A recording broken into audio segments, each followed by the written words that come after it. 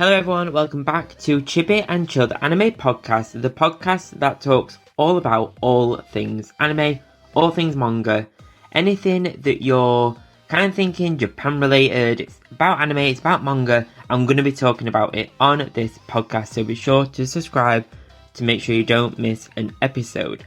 So I'm your host Ryan, and I'm a massive anime and manga fan, and I have been for many years, since the 90s, since I was a kid.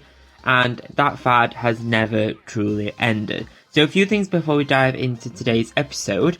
I've got a bunch of new anime pin badges over on my eBay shop for you to check out. There's One Piece ones, there's Pokemon one, and there's some Jujutsu Kaisen ones, with more being added to the range soon. I'm not entirely sure when, I need to kind of prep them first, but they are coming soon. Be sure to check out the first 5 pins that are over, they're already live, they're already on the shop, go check them out.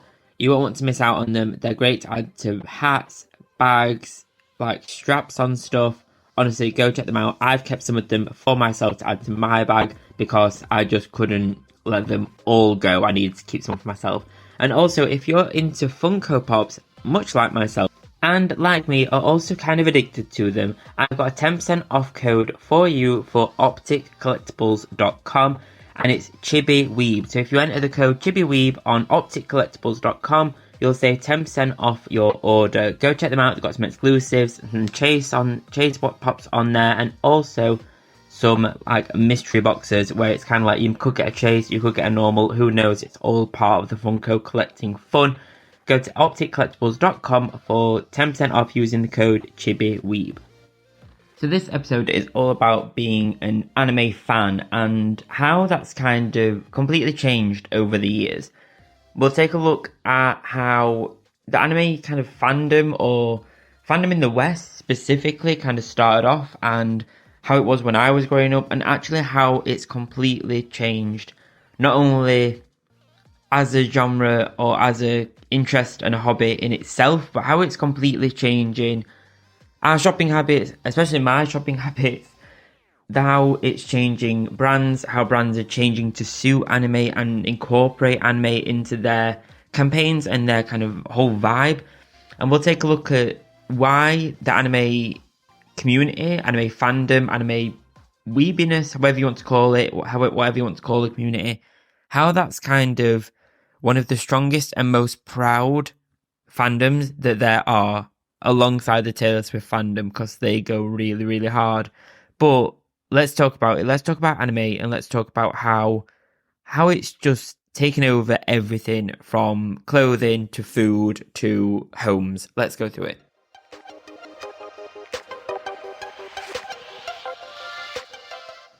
So if you're like me, I was born in 1994, so that makes me 29 now.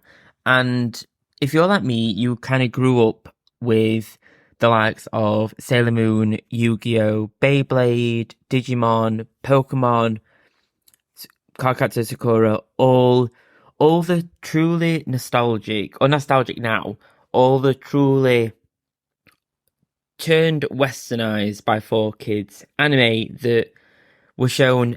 I think from memory, I remember watching it like every day, but I don't think I watched the episodes in the order necessarily. I think I kind of just caught whatever episode was on at the time, and I was happy with that because I was like 9. But if you're like me, you grew up with anime, and you know my obsession with it has kind of developed as I've grown, and I'm assuming with you listening to this podcast, you're the same. I can only assume. But I think anime is one of those things, it's one of those hobbies or interests that grows with you. And being a fan of anime is something that used to be something that's super niche and super weird. People didn't really, as you kind of grew up from like watching cartoons on evening, as if I don't do that now, but as you kind of grow up, it became super niche and it became super weird to be liking these Japanese cartoons, and why they speak weird, and why the shows are weird, and why you're watching one about little creatures that can shoot electric from their cheeks, and a girl that like is the princess of the moon and has Sailor Scouts around it. You know, all the traditional stuff. It became super weird to love that, and as I was growing up, it kind of, you you don't get shamed out of it. But I can remember feeling a little bit like I can't like this anymore. I can't be liking this stuff anymore. It's not right. Try and find other interests, to fill that void. And as I've kind of grown up, it's only as I've grown into myself and kind of realized that, no, do you know what? If I like it, I like it, and that's enough. And, if it makes me happy, then that's all that matters. It doesn't matter if I spend my money on a Funko Pop. We'll talk about that in a bit. But it doesn't matter if I spend £12 or £15 or £20 on a Funko Pop if I love it and I find that it brings me joy. And I think that was different back then when you were growing up. I think in the 2000s, it was kind of everyone. I think maybe it's different because you're a teenager, but there's that kind of obsession with fitting in and doing the norm and conforming. Whereas now I'm more than happy to not conform and not to stick to the status quo and all that good stuff, all the punk rebel stuff. But I think now it's even different from a different level. Brands, I think, are falling over themselves to kind of get a piece of the anime action. And we see brands completely change themselves. So we see slight changes and slight inclusions into the anime genre with brands like Gucci. Their Gucci Flora advert has that kind of anime vibe to it with the Miley Cyrus inclusion, and it starts off like real world and it goes into like this anime kind of style, which is really, really cool. I love that advert. But then we see brands such as HMV, and if you're listening in America, I don't actually know if you guys have HMV or had HMV over there, but we see brands. HMV was a video store. It sold like CDs, DVDs, that kind of stuff, videos.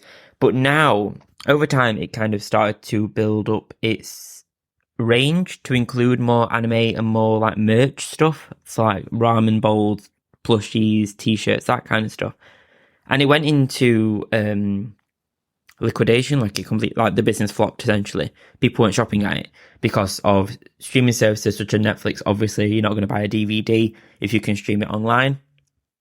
But while I was in Ireland, I noticed that it had kind of been either franchised or bought out or completely changed to rebrand as the HMV or the HMV.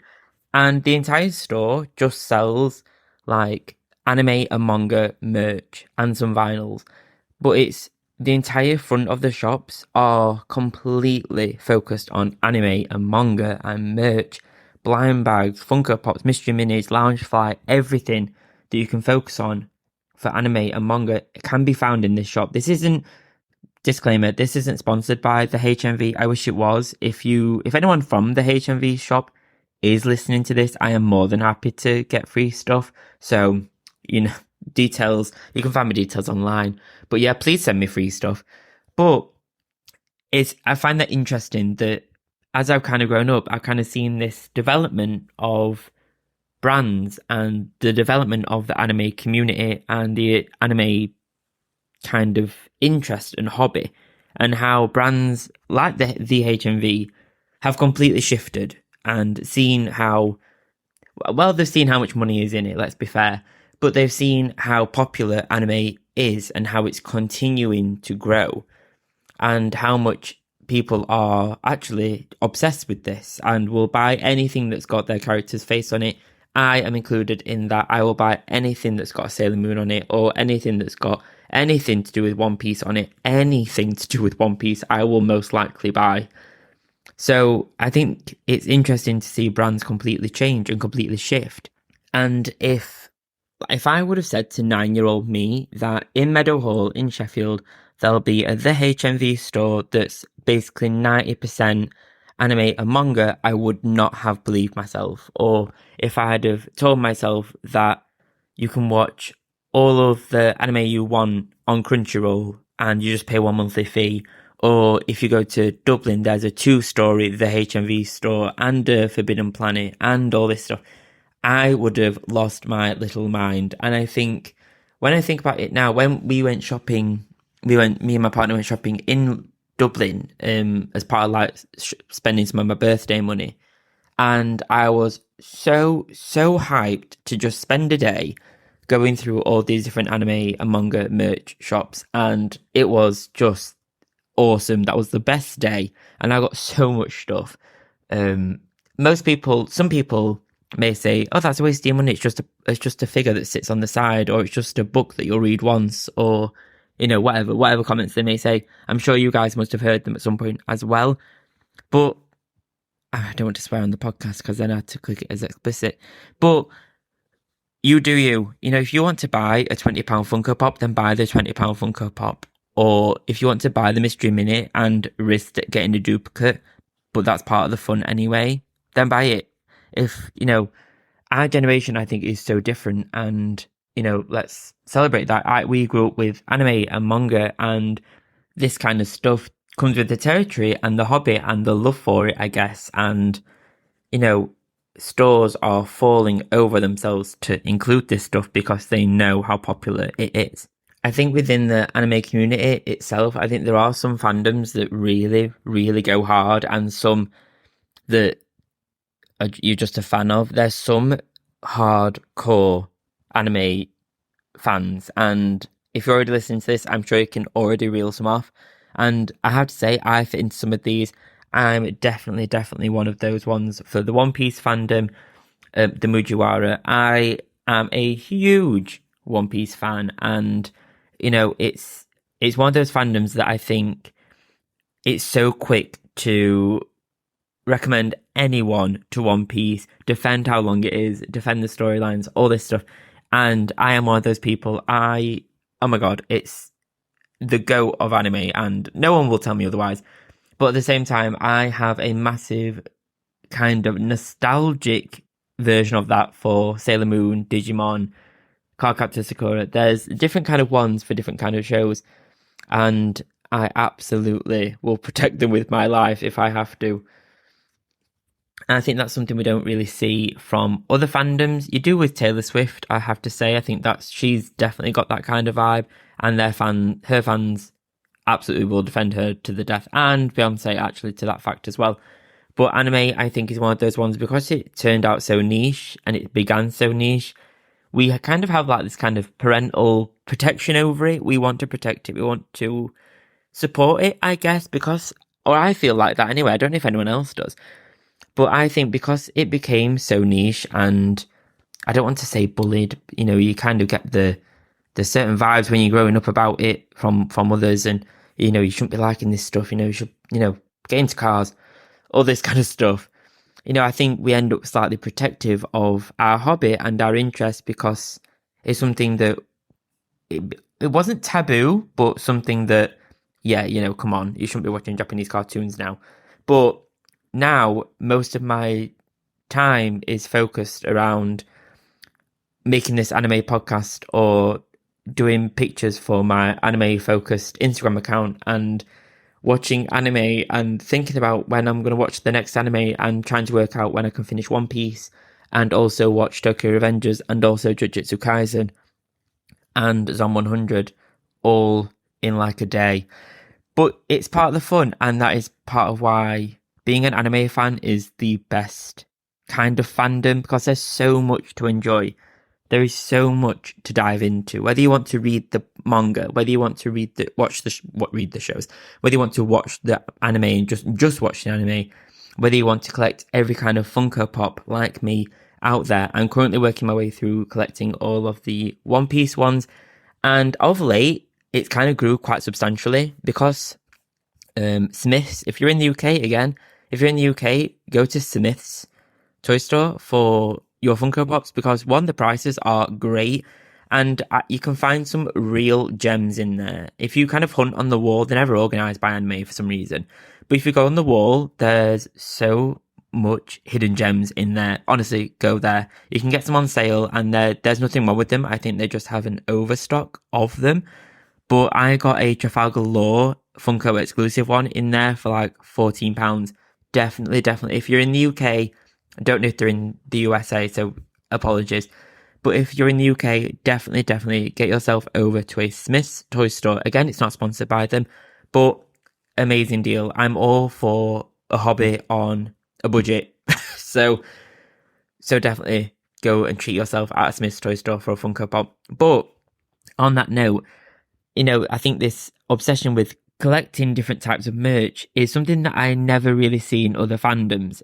There's so much of a collector's vibe for people who love anime and Japan culture. I love Funko Pop stuff. I love the Funko Pops themselves, but the mystery minis. I also collect the Ocean Bomb anime drinks. I had the complete Sailor Moon collection now. I finally found the last two. And now I have 4 out of the 6 One Piece ones. And again, I'm never going to drink them. I'm not going to drink them because I want to keep them as they are. A disclaimer, I do take the Funko Pops out of the box because I have like a bookcase that they go on and they look real nice. But I feel like opening the can is a bit weird because over time, if it's open, it will go a bit gross. So I'm not going to risk it.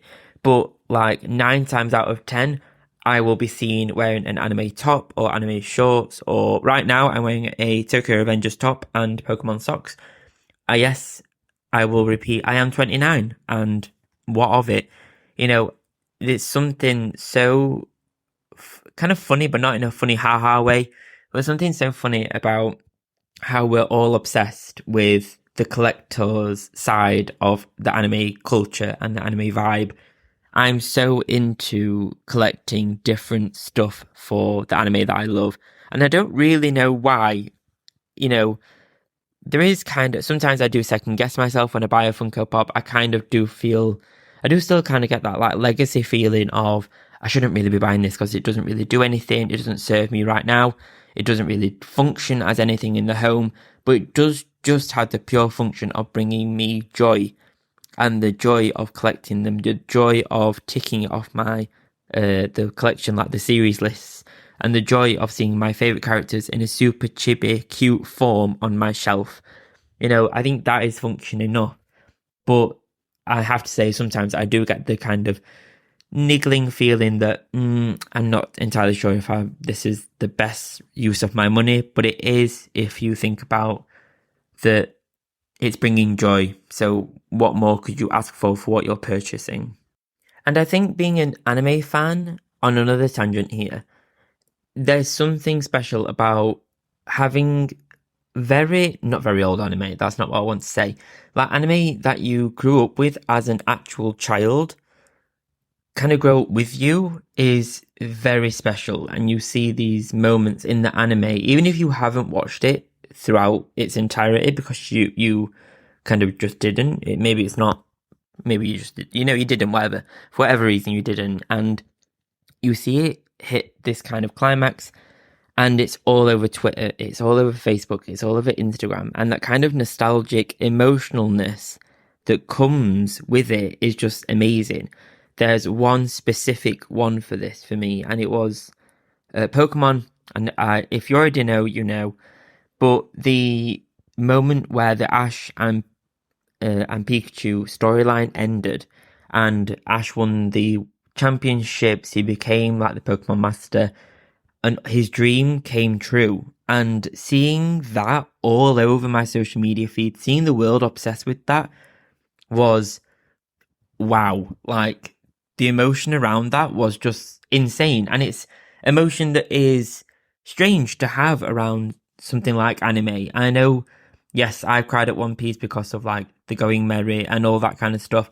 But this kind of emotion was very different because it had such a deep-rooted nostalgic emotion to it. I grew up watching Ash and Pikachu and going on their adventures, the many, many films, the many, many, many anime series, and seeing this character that is now 25, I think he's still 10 in the anime, but has turned 25, like, for an anniversary point of view. Seeing the world obsessed with that and seeing it on the Shibuya Crossing being streamed live, seeing it being streamed live on YouTube, seeing everyone kind of come together and seeing the voice actor for the UK, the westernized dub, showcase her emotions around Ash's journey and how it ended was just a cultural reset. That was just insane to kind of see this anime that I've grown up with essentially end, or that character's journey that I grew up with end. and seeing this new generation for Pokemon to be starting and them kind of focusing on the new characters. It's strange. I think this is the only kind of fandom that I can think about, or that I know of, that has that kind of legacy feeling, or that legacy of a hobby growing up with you in that sense. Yes, you can like knitting for the rest of your life. That lovely. But I don't know if you could get emotionally attached to it in the same kind of sense.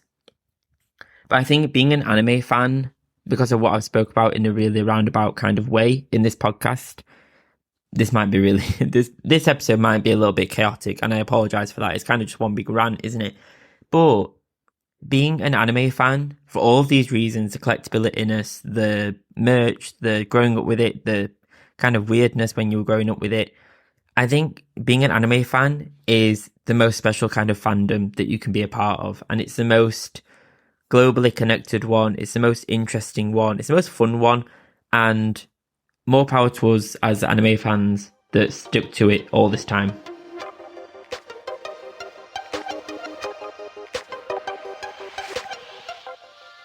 Thank you so much for checking out this episode. If you're new to the podcast, thank you so much for checking this out. I really do appreciate every single listen, every follow, every download. It really does mean a lot. From one weeb to another, thank you so much. If you're wanting any anime merch, head over to my social media links. Find me on social media, find me on TikTok, Instagram, all that good stuff. And you'll see a link to my eBay shop where I have a bunch of anime themed prints for you to check out with worldwide shipping. Please do leave a rating and a review on the podcast platform that you're listening on this to. It really does support the show. It only takes a few seconds and it's free. I cannot ask. If I ask one thing of you, I'd ask that. Please do leave a rating and a review. Even if it's not great, please let me know. It's even a bad one. Well, bad press is always, what's the saying? Any press is good press, I guess. Oh, that rhymed. So a rating and review would be great. It really does support the show, so thank you so much for whatever kind of review you do leave. If you're a mega fan of anime, then why not check out my brand new Patreon monthly subscription club. There are 3 tiers of membership: Chibi Fan, Chibi Super Fan and Chibi Mega Fan, with each tier being better than the last. Each month, for one cost, you'll receive free prints, free downloads and much more, including exclusive behind the scenes videos, photos and more of how I create my prints and anime themed artwork. If you'd like to receive exclusive updates and anime themed goodies every single month delivered straight to you, then why not check out my Patreon? The link's down below. I'm sure you'll love being a part of the Chibi Weeb fan club. Sometimes finding a birthday card or an occasion card can be a boring task. However, I have some anime themed cards on my Thortful.co.uk creator profile, which is found in my links on social media. Over on Thortful, you'll find a bunch of anime themed cards such as Studio Ghibli Happy Birthday cards and more, with my range being updated regularly. Each card is processed by Thortful.co.uk, with shipping being fast, quick and efficient. You can shop my anime themed cards over on my Instagram, with my links being over on there. Just search Chibi Weeb Anime and you'll find me. Thank you so much for listening. Thank you so much for checking out the podcast. It really does mean a lot. Please do leave a rating and a review down below. It really does support the show and it's free to do. I'll see you next time. I'll see you next Friday. Have a great weekend. If you're a subscriber or if you're thinking of subscribing or starting the free trial on Apple Podcasts, I'll see you on Sunday for the next episode of the Chibi Piece exclusive Apple Podcast exclusive episode on Sunday. Thanks guys. Bye bye.